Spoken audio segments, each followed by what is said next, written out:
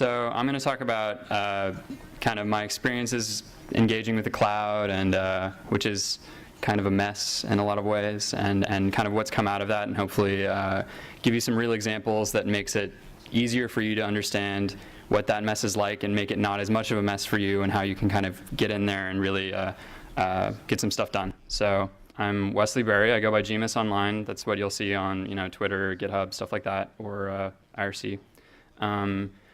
That's where you can find me on the web, basically, is just my GitHub account. That's probably the main point of contact. You can kind of see what I'm hacking on. Fog's obviously a large part of my focus, but there's a lot of little things that I do here and there. And Gmus on Twitter. I work at EngineYard. I have the good fortune of being paid to work full-time on my own open source project, which is fantastic. If you ever get that opportunity, I really recommend it, but I don't really know how I did it, so that's kind of how that works out, I think. And it's at engineer.com. Their Twitter is EngineYard. I think probably a lot of people in this room have had some exposure to that. It's a Ruby hosting platform that's built.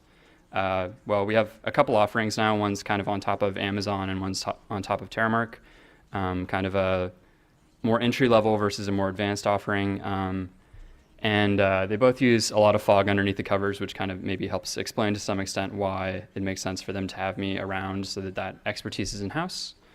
And the next thing, I think it's important to just take a moment and say, all right, when he says cloud, what does he mean? I mean, do I mean in the same sense of the, to the cloud Microsoft ads, or, every single marketing thing that's related to computing at all that seems to have the word cloud in it these days? No, I really don't. For me, cloud is API-driven on-demand services, right? Like, this isn't every single thing that the word cloud is applied to these days.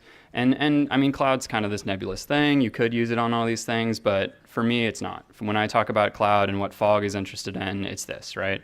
And I think some of the core things, the things that I've already done some work towards, are compute service, DNS service, and storage. There are other ones, obviously, that may get added to that. That's kind of right at the middle right now. I think like key value stores, like hosted key value stores are interested, hosted load balancers, hosted queues, stuff like this. But those are kind of like, there's not really a lot of offerings. And to some extent with Fog, like if there aren't 3 people in the market offering it, it's not interesting yet. Like, yeah, it's great that, Amazon has a queue, but unless there's 3 queues that I can look at and really evaluate and figure out what consumers of queues want, it's very hard to make a good abstraction on top of that.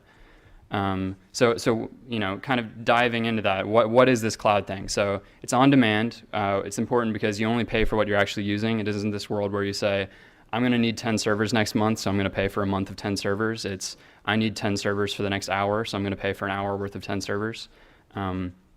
And sorry if this is a little bit rudimentary. I just want to make sure, like foundation, same page. It's flexible. You can add and remove stuff in seconds or minutes instead of maybe weeks or months, as it might have taken if you had to fill out, these are my requirements. I'm going to need this many servers and have to get who knows how many people to sign off on it. So it's very fast. It's this, agile almost infrastructure. It's repeatable. I think it's really important that, it's not that you got a box from Dell and it happened to work this time, so you could get another box from Dell and it would work again. It's that you can actually run this code, test what you're doing with your infrastructure, make sure that it works, shut it all down, and you should be able to do it again, and it should work exactly the same way. And there's also some resiliency there, and this is kind of a mixed bag, right? Like, there's a possibility that these resources might disappear. It's maybe not the most likely, but by coming into it with that mindset, you're more likely to work around that problem and actually have an infrastructure that can deal with the fact that a server might go away, because it's really something that we should all live with on a day-to-day basis, regardless of whether or not we're in the cloud. But I think we are, it's easy to forget about that if you own the hardware, because if anything went wrong with it, you could go fix it. So maybe you don't need to worry about something going wrong with it per se. So hopefully that's kind of healthy. So you might say, oh, yeah, that's great. This is all great, but where do I even start? What provider should I use? Who's better? Why are they better?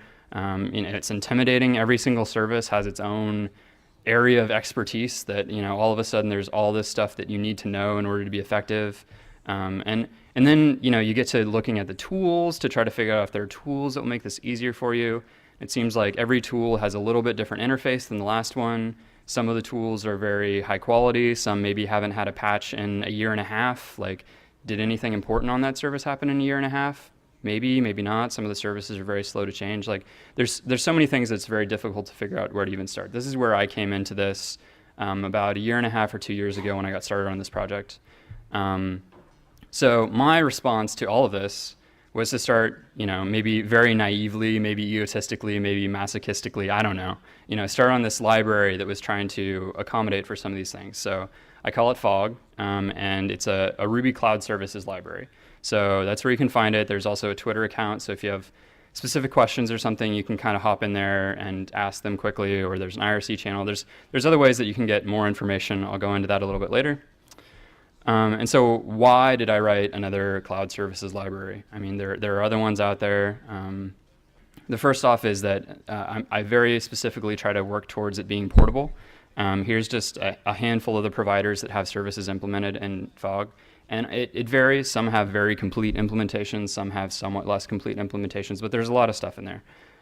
It's also very powerful. There's a lot of nice abstractions that actually make it a lot easier to work with it. You don't need to know that it's describe instances, but it's list servers on a different service. Like that doesn't really matter. You can work with it kind of on your terms instead of on their terms. And it's established. We just recently hit 50,000 downloads of the gem.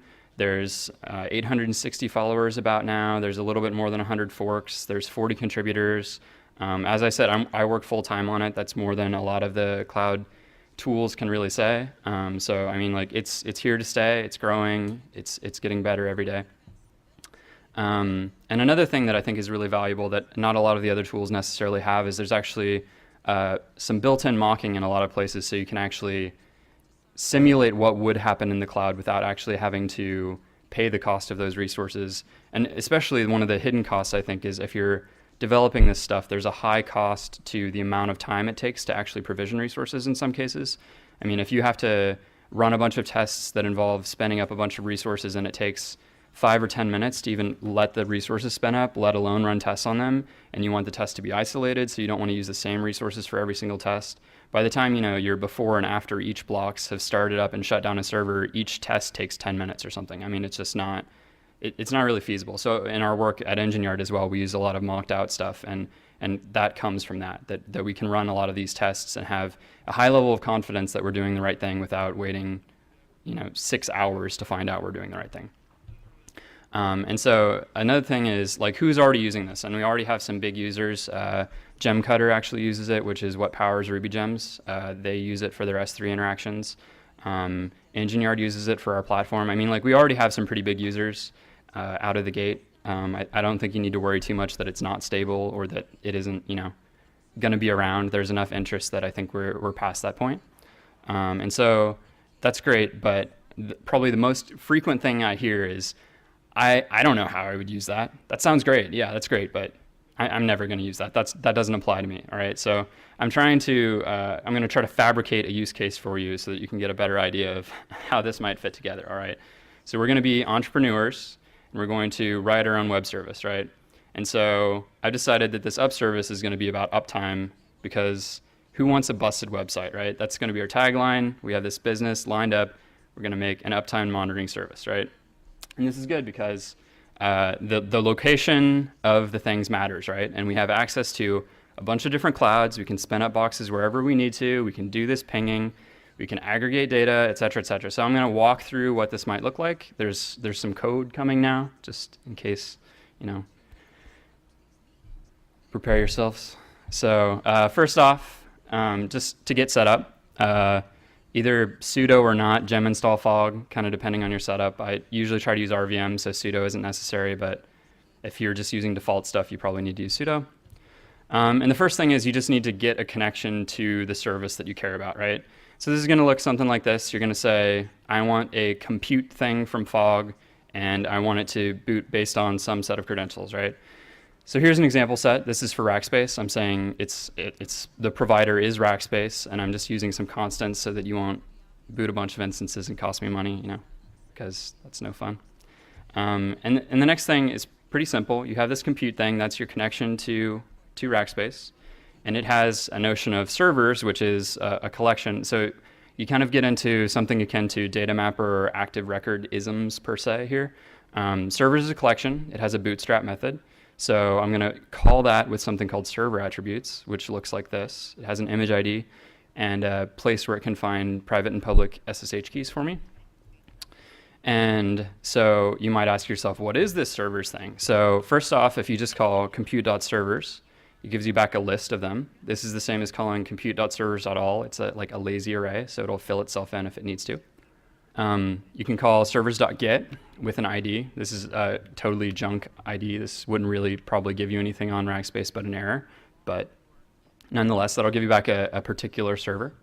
You can call reload. So the value of this is there are certain cases where maybe it basically caches the data. So if you pulled back a list of servers, but now you're here 10 minutes later and you know that the guy sitting next to you at your desk has the same credentials and he's testing something too, you might want to call reload to make sure that he didn't create 10 new servers that are going to conflict with what you're trying to do when you call servers.array index 3 or something, because that's what you expected your server was going to be.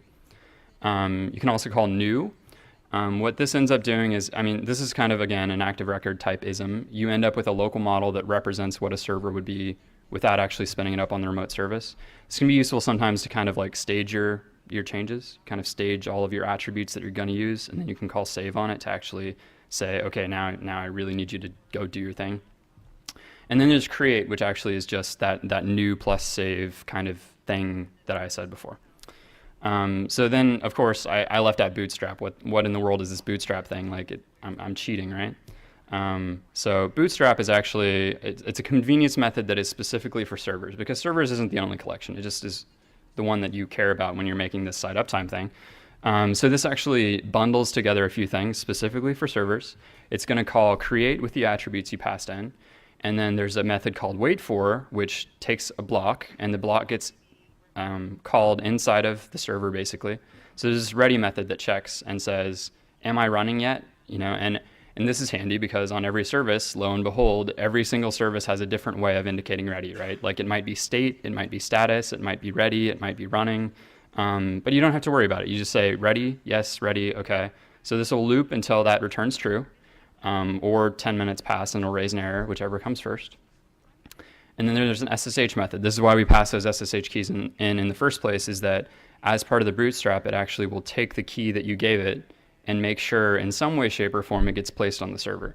And that varies a little bit from service to service. Some will let you provide it up front and they'll inject it for you. Some you need to take a root password that they gave you and log into the box and place it and then disable root password so that somebody else can't maliciously take the root password that the service is kind enough to email to you in plain text, So there's a lot of things where, this kind of like smooths that over. You don't need to know what all these different services are doing. Fog takes care of it. So now we actually need to get this data to see if our site is up, see what kind of response times we're getting. So we can use this SSH method now that the keys are in place to actually call and send a command over the wire. So I'm going to call ping-c 10, which means it runs 10 pings, and then you can get some aggregate data back from it. And target in this case would be whatever site your customer has that you want to make sure is going, right? So from that, we can say, I just want the standard out. Hopefully it didn't error or anything. If it did, we could do more complicated stuff, but we're going to use best case to start with. And then you're going to parse the result, right? So the last line looks like that. It's a summary line. And then I do some crazy splits and stuff. I apologize if that is incomprehensible. Regexes would have been worse, I swear. And the thing that I think that's important to note here is this is the most complex slide of the entire thing, most complex code, and this is parsing a string from ping. It wasn't booting the server. It wasn't placing the SSH keys, nothing like that. All that stuff was super simple. The most complex thing you had to do was parse the output of the SSH command you ended up running. So then in terms of cleanup, you can call destroy on the thing, does the right thing, shuts it down for you, and then you can get the data back as a hash. That's the data that got parsed back out of that crazy string parsing stuff. And then we can move on to the next step, right? So the next step is, all right, that's great, but now I have ping from only one location. I want to make sure that even though the ping was good from US West 1 or whatever, which is somewhere in California, I want to make sure that the ping is good from, US West East or whatever, right? So in this case, instead of using Rackspace, we're saying it's a provider of AWS. Here's the keys, and then you get a little bit different server attributes. This is an area that I'm still trying to work on to make this less disparate. But as it turns out, Rackspace versus Amazon, they index images differently, right? Like they don't use ID of 47 as Ubuntu no matter what cloud you're on. Like there's some things that are going to be very hard to just work around. So you may have to go to a little bit of extra effort in that case. But I'm hoping it's a relatively small amount of effort compared to obviously what it would be if you had nothing to go from at all. So this would be an example of that. And then to further, that example, you could also just merge in a different credential for the region for Amazon so that this would add a few more places that you could ping from. You're up to maybe 5 or 6 now, and it's fairly distributed. Rackspace is in central time zone roughly, I think Austin and maybe Chicago or something. Amazon can give you left and right coasts respectively of the US as well as Asia and Europe. Like that's not bad in terms of your ping data. That's a pretty good distribution around the world. But even beyond that, there are all these other services that have a lot of the same functionality, work more or less the same way, and pretty soon you have all the data you could want. So you just kind of lather, rinse, repeat. It's the same thing. So that's awesome. But how did I know what image IDs I wanted and how these other things fit together and what methods I needed to call? Well, there's actually a fog binary that comes when you install the gem. You can just type fog. The first time you ever run it, it's going to look a lot like this. It's going to output a big chunk of stuff that's YAML, and it's going to say, if you set up a file that looks like this in ~/.fog, you're going to be happier because then it will boot and will actually have access to stuff. And so here's an example. I've set up some credentials. I have Amazon and Rackspace. And so the next thing that I'm going to talk about a little bit is what I'm going to call signposts. So there are ways that you can basically say, okay, what can I do now? What can I do now? I don't understand, like in this context, what can I do? So the first is just at the top level, you can select providers. This will give you back the same list that was kind of like nicely printed before. So oh, Amazon and Rackspace. So Rackspace, what collections are available? And so it has directories, files, flavors, images, and servers. Okay, so this is another thing that I can say, Rackspace compute. I just want the compute provider. I don't want this mixed list of all the collections. And it'll give me that. Or I can say, give me the requests. And it'll give me a list of the lower level things that are happening behind the scenes of the collections and models that are usually hidden away from you, but every once in a while, maybe that has something that the abstraction is not providing. And so those particular requests, just to, as an aside, kind of to let you know what that looks like, because every once in a while you need it. It gives you back an XCon response. XCon is the HTTP client I'm using, which has a body, headers, and status. Pretty straightforward if you know HTTP stuff. And the downside to this, of course, is the body will almost always be like just kind of a hash of something. It won't necessarily be parsed into a nice object. But if you know what you're doing, this can be great because you might need to do something that the abstraction does not provide, as I said. So then we're just going to go back and do a sanity check. We're going to check to see if we have any servers that are still in the ready state. I think part of that is gone. It's supposed to delete them afterward, I think. But anyway, you're making sure you don't still have any servers running because you don't want to pay for them. I've made that mistake more than once where I realized a day later that I still had 20 Amazon instances running and I was out $70 basically or something. So I would definitely recommend trying to do this anytime you play around just because otherwise badness.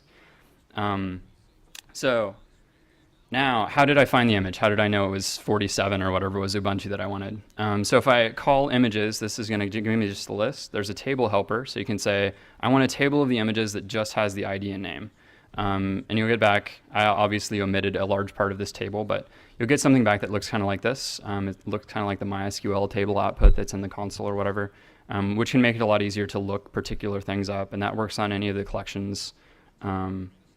And then for AWS images, I just cheat usually and there's a listing on elastic.com of kind of what the official Ubuntu releases are because the actual list you get back from Amazon of images is incomprehensibly large and dense, and it's very hard to figure out what you might actually want from it. And so it's great exploring, but it takes a long time, sometimes to spin up servers or whatever else, and it's expensive. And so I'm going to go into the mocking infrastructure a little bit so you can understand how you could also do this exploration that way instead of doing it against live for the same benefits that you get from running tests. So for this, you can either do fog mock equals true and then run the binary, which will just turn mocking on before it kind of boots up into the binary. Or after you've required fog, you can call fog.mock bang in order to turn that on. And it's a simulation, right? So what happens is most of the functions just work. it just keeps kind of an in-memory hash of these are the instances that this person has asked for, these are the volumes that they've asked for or whatever, so that if you make subsequent calls and say, give me my list of servers, it can tell you. This doesn't cover everything. I mean, it's pretty hard to make an in-memory simulation of what SSH would do on a random machine that's running Ubuntu or something. So there's a few places where it kind of punts, where it either just raises an error or perhaps it just says, this is always going to work. I don't care what you run on SSH, it's going to return true, basically. There won't be errors, there'll be empty strings in standard out or whatever. Most cases, though, it won't just be that. It'll be either it'll work or it's an unimplemented mock, so it'll raise an error that very explicitly says, sorry, this is an unimplemented mock. If you really want this behavior, maybe you should think about implementing it because I haven't gotten around to it yet. So in that way, it should help keep you on track, and it can move things along in terms of making sure you're on the right track. And the other thing is that I run all of my test suite against both the mocked and unmocked stuff. So there's a few cases where I've just marked test pending if mock mode is on because I literally haven't implemented the mocks yet. But for everything where the mocks are implemented, I would expect that all the tests pass. So if you run into a consistency issue where something in the mocks and something in real life don't actually agree, that's a bug. I'd appreciate it if you report it, and I'll try to get fixed. The ideal is that they work exactly the same. I think that's probably incredibly unrealistic. So, I mean, they work as much the same as is reasonable and as is, helpful in terms of testing and simulation. So, back to business. All right, so we have all this data. Now what are we going to do with it, right? So now we're going to talk about using cloud storage so that we can actually aggregate some of this data.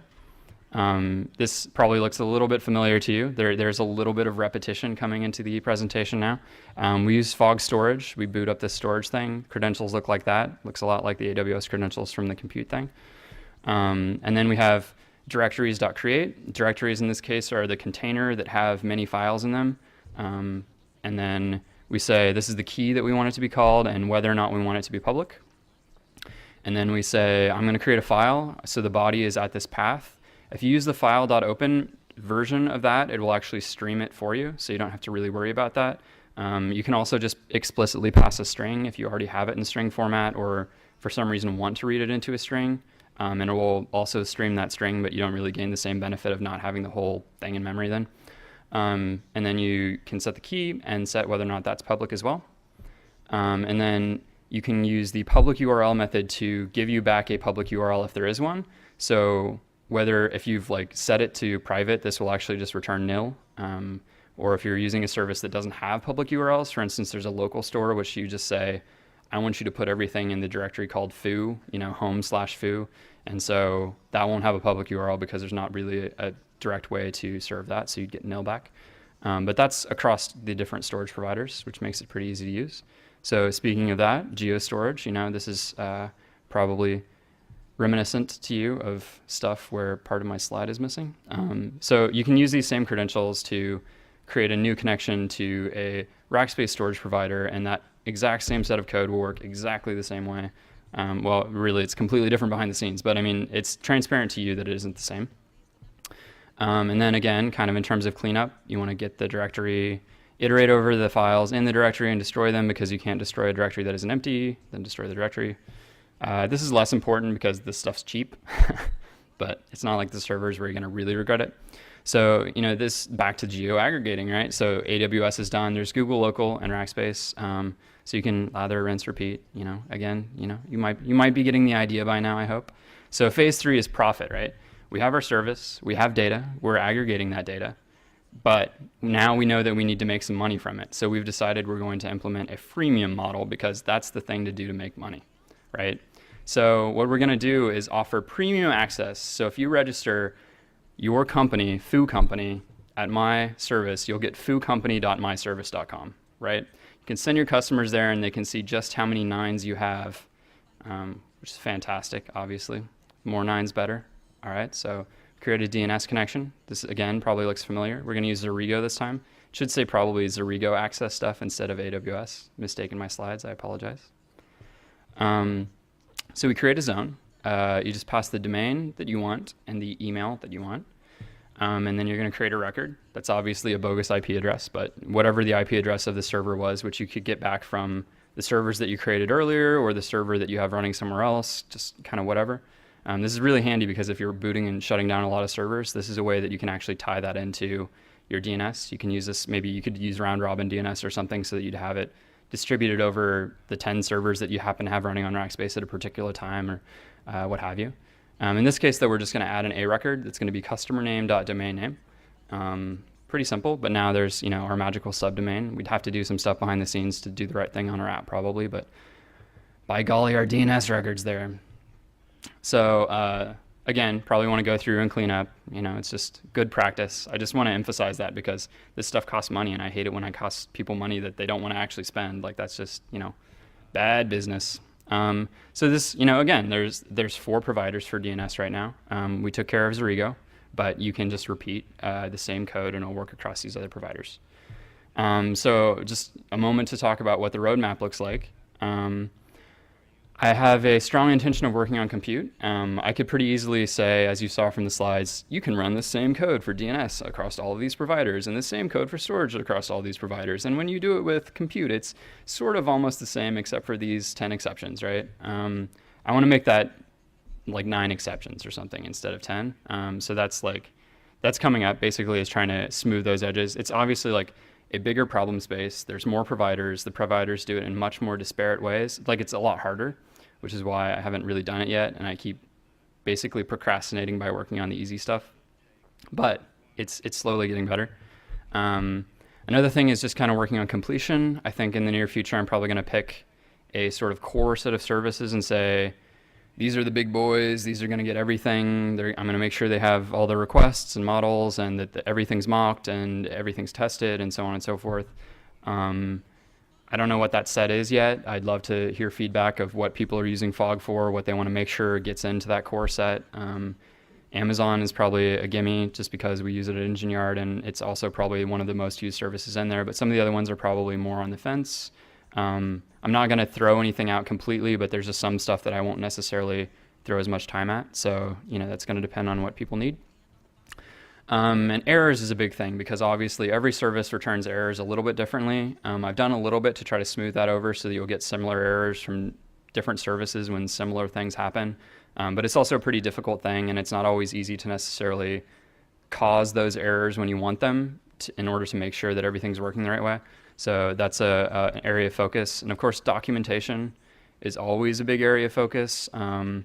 I'm trying to work more on, there's been a few blog posts recently about adding more of those, adding more examples. I have an examples directory in the Fog project now that has sort of best practices for DNS and storage that will actually walk you through kind of the workflow that I was mentioning of like, if you're willing to, if you're willing to accept a certain sort of subset of the total functionality of these providers, they are pretty interchangeable, especially for DNS and storage. So those walk through what that kind of best practice looks like. And then you can kind of go off the path once you pick the one that you really want to use if you need to. And also there's a website, fog.io, which has practically nothing on it yet, but it exists, and I'm trying to kind of flesh that out. But I want to open up to questions. I know that's a lot of information in a very brief period of time. So the question was basically, what is the relationship between Fog and something like Chef or Knife, right? Knife is a tool that actually kind of sits in between. It's a command line tool. It uses Chef to configure machines. It has Fog integration actually for a number of services already, so that you can say like Knife, AWS servers create or something like that, and have a config file somewhere, I think, that says the attributes like that, kind of like I was passing in. And so it's this weird kind of thing. Like, I honestly feel like Knife is very strange, right? Because part of the goals and what the plan for Chef is that it's repeatable, that you can check it into source control, that like you have this very defined set of things. And to me, a command line tool is the exact opposite of that. Like a command line tool, you can't check in the commands that you're running on the command line tool, not in a meaningful way really anyway. It's hard to repeat because it's easy to forget exactly what invocation you used. So on some level, I can't help but feel like Knife is a really cool like demonstration conference application kind of thing. Like, it's a very cool way for the Chef guys to quickly show what it can do, but I feel like it's maybe not what you want at the end of the day. And so The other thing too is Fog itself doesn't really try to be very opinionated or go very far in terms of configuration. Like I showed you guys very briefly the bootstrap, which will place SSH keys, and there's the SSH command, which you can pass basically arrays of strings into, and it'll run this array of strings as a bunch of SSH commands. Yeah, technically you could write scripts that use that to configure the server and do everything you want, like you could just run this huge thing, and you could check into source control this huge list of commands, but that's also not really repeatable, not very easy to parse what's changed or what's different. So I think there's space for both, but there's space for both Fog and Chef. I don't know about Knife. I feel like Knife is a cool toy. I know that a lot of people don't use it that way. Like a lot of people use it as like the thing that they use. I think the thing is that it's still kind of this mindset of like, well, we kind of are used to controlling the hardware, so we don't really like we'll act like we control and own the hardware regardless, right? Like you use Knife as though you were going to walk out and put a machine into a rack, right? It's not really like I'm going to use a tool that I can run over and over again because this might fall over, right? Like, and I think that that's unrealistic, right? I think all of that being said, that there isn't necessarily a good tool that integrates the two. Like I actually am interested in trying to figure out at some point somehow maybe what that might look like. I don't know if that's creating some kind of DSL or something that kind of better describes like this mapping from nothing into servers plus configuration. Because I know that Knife tries to do it, but I just feel like Knife tries to do it in a weird way. And I don't know, like in a way that's opposite of what they're trying to promote. I don't know, maybe that's just me, but the question was about, so with that being said, like kind of in the current state of things, how you actually go from a server that you've spun up with Fog into actually running Chef. So the first thing I would say is if you're curious about that, one place that you can go, because it is there, is if you open up the source code for Chef in the Knife tool, it's already doing that. So I mean, like if you're just curious, like how in the world might you do this? Well, like they already are doing it. Like there's a pretty good example there. Like I said, the way that you actually invoke it, I don't necessarily like, but I mean like the code does the right thing. So if you pull that up, you can see how they're doing it with a few services anyway. I don't know if you would say that they're cheating per se. Part of it that makes it very easy is in most cases, the image that you actually boot up is an image that they've kind of pre-prepared. So the image will already have, Chef and Ruby, and like it basically has everything on it already. So you just like start it up and download the config stuff that you need in the recipes, and then you run them and you're kind of done. If you're starting with just like a raw Ubuntu image or something, it's more challenging because presumably it doesn't necessarily have Ruby. It doesn't necessarily have, it might not even have GCC, right? And, like there could be a lot of things that might be missing, and you might have to walk down that list of things and get them installed and perhaps store that off as an image so that you have this base thing. That's always a battle too. Like how much do you put into your configuration rerunnable stuff and how much do you actually bake into the image itself? Image is obviously less flexible, but considerably faster generally. Like, oh, I'll just boot this image up that has everything on it. I'm done. Versus, yeah, but what happens when in a year when you're still running that machine and you can't really just turn it off, but you want to have the latest and greatest? Like obviously the configuration can pull it up to latest and greatest. You can't necessarily shut it down and just spin up a new one. Also perhaps old mindset. Maybe we should just make everything like we can spin it down and bring it back up, and images are the way to go. I don't know. Because image maintenance is a pain too. So, but yeah, I would say Knife tool has good examples. But basically that's what you end up doing is you end up SSHing into this box, placing keys. In the case of Knife, they aren't actually using the bootstrap stuff that I showed. I added that after they had written the Knife stuff, as I frequently do, of like, oh, somebody's doing something really cool. I can see how that would be useful to my entire user base. I'm gonna, kind of beg, borrow, and steal to pull some of that stuff back in. And then it sometimes takes a while or never to then, have the cycle return to them using the stuff that they inspired in the first place. Okay, the question was for people that are a little bit newer to this, since I kind of like dived right in, like where would you maybe go to get started? Kind of like a 5-minute introduction to this stuff. There are a couple things that are helpful. Like I said, there's the examples directory that's in the repo itself. I think that's pretty good. It walks through some stuff, especially for DNS and storage, that kind of walk along all of the things that you might want to do, listing things and creating things and that kind of stuff. Also in this list here, this examples thing right here, this gist, this actually has a little bit more elongated versions of the code that I had in my slides. So it isn't just like kind of all chopped up and you see like 2 lines on each slide. Like it's actually like, here's the example of the aggregator. It does everything in one file and it has a lot of comments and stuff. So hopefully if you found that example interesting, or, you know, it's just something that hopefully you can relate to. I was trying to get an example you could relate to anyway. It'll walk through a lot of that stuff and hopefully that helps. So the question was, and hopefully like all the huge QA section of this isn't too boring for you guys. I didn't really expect to get through the slides quite that fast. Ostensibly, I guess it depends what you mean by competitors, right? There's definitely like, for instance, for S3, right? Fog is obviously not the only library that does S3. There's AWS S3 and there's Write AWS, and there's only 2 that come to mind right off the top of my head, but I'm sure there are more. So first off, on some level, it's very hard to say that those are necessarily competitors with Fog per se, because Fog isn't just trying to be an S3 library. And to some extent, by using Fog for your S3 library, there's a lot of benefit that you gain that isn't having an S3 library in Ruby. I mean, like the flexibility to be able to meaningfully say that you could move to Rackspace storage instead if you needed to, because you were getting better prices or better latency, or you were moving your compute stuff to Rackspace or what have you. I mean, that in and of itself is a huge value. The mocks, I think, can be a huge value in a lot of cases, and a lot of them don't provide that. And the other thing too is in some cases, which was something that I had noticed even when I was starting on this project, some of those projects aren't very well maintained. I think in a lot of cases, a new exciting service will come out, S3, whatever, and people will come into the space and write a gem over a weekend and never look at it again. I know that's like, for instance, AWS S3 is in very common usage still, and I think the last patch to it was 2009, April, maybe, if I remember right, April 10th or something. I don't know, like a really long time ago.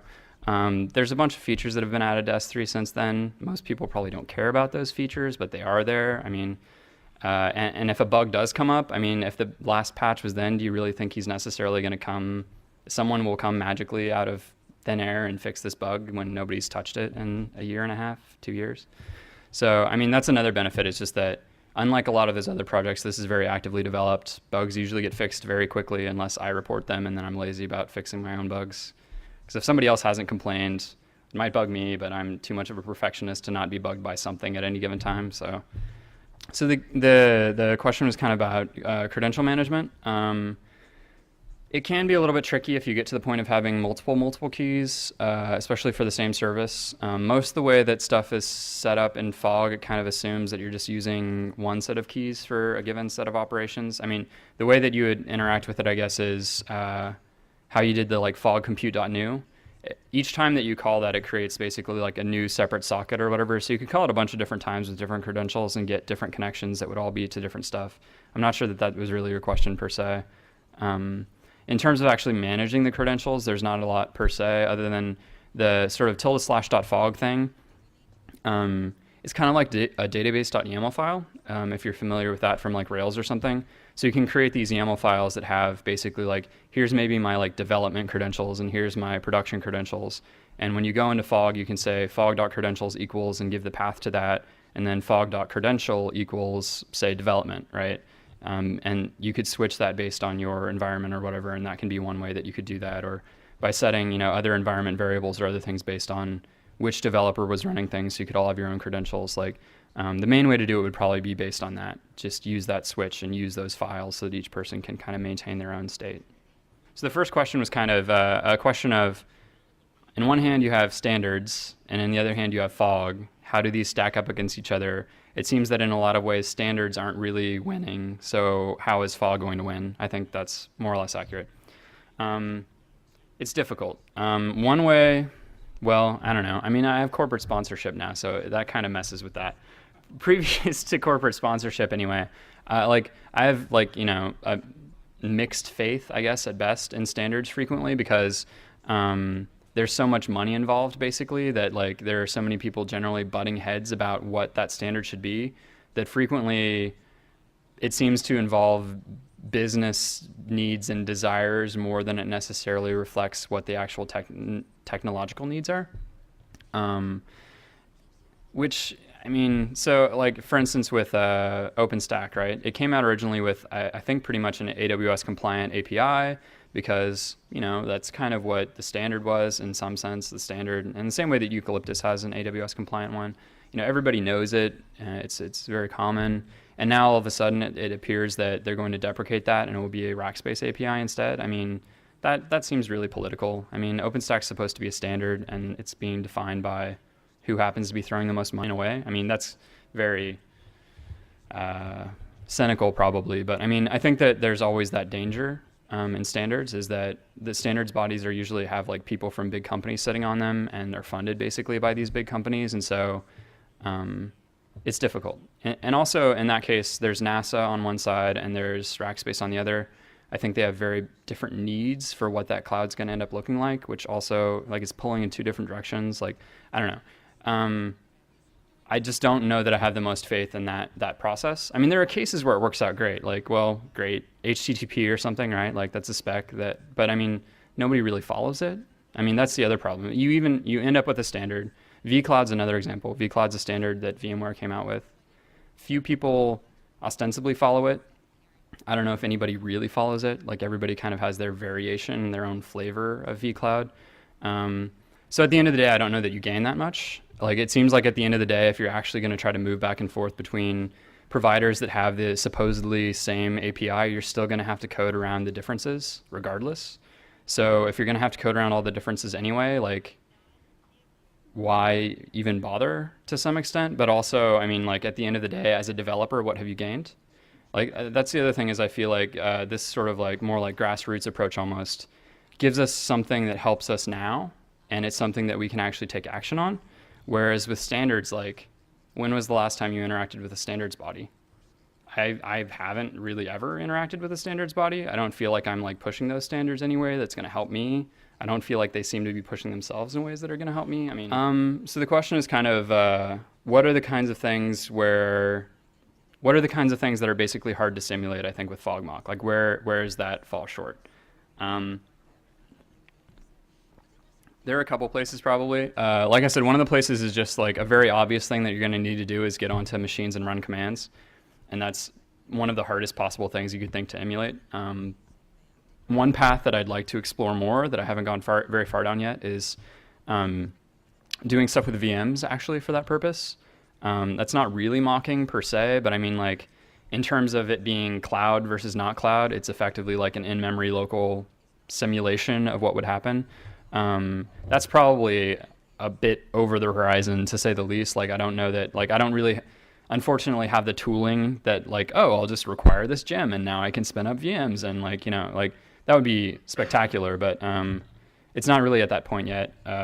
So maybe in terms of that's one big thing.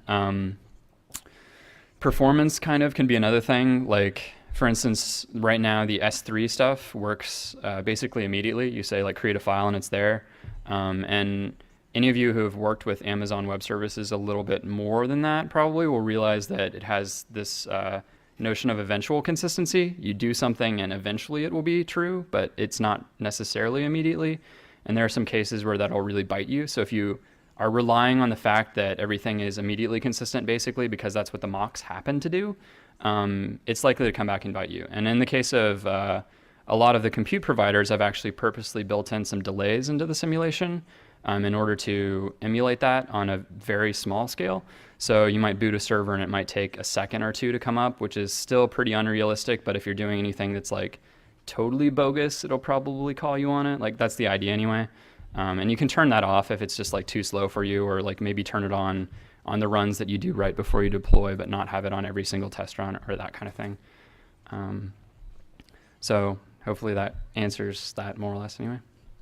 The question relates to, in some ways at least, to the VM question is of, does Fog provide stuff for doing more like private cloud kind of stuff like internal infrastructure? And then does it therefore provide sort of a migration path from internal infrastructure or internal private cloud to public cloud or having a hybrid? Not really, not currently. EngineYard actually doesn't have their own hardware anymore. We are out of the hardware business where we just use other people's hardware now. So we personally aren't doing that. I know there's a lot of interest in that space.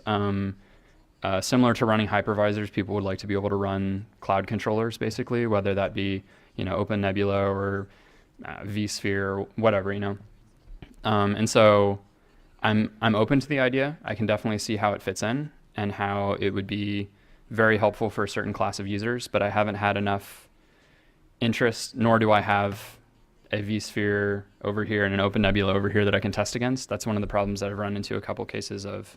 I'd love to work on this thing, but unless I have a test set up, I can't have very much confidence that it actually does the right thing, regardless of what code might get contributed or what code I might write.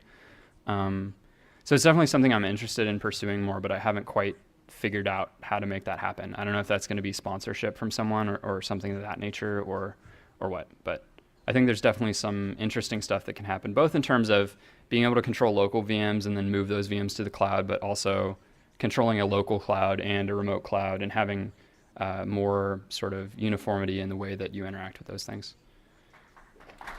Thank you, everyone.